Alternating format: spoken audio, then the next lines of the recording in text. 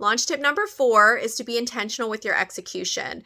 People spend so much time and energy on figuring out an aligned strategy that's going to knock their launch out of the park.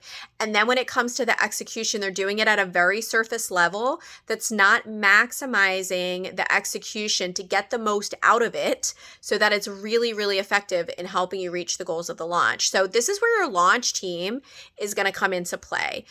As the leader of your launch, you do not need to be the expert. And in fact, you shouldn't be the expert on every part of your launch. That's what a team is for. So your team is going to be the people that are executing and looking out for the opportunities and the nuances in the execution to make sure that they're making it the most effective they can be.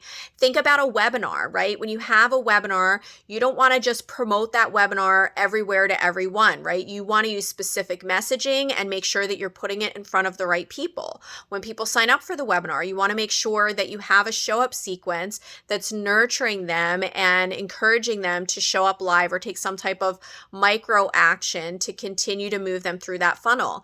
When you are, when the webinar is over, you want to make sure that you have a solid plan and system in place for follow-up, and you want to have team or yourself, if sales is your jam, right? Knowing what that sales process looks like and that follow-up process looks like after your webinar.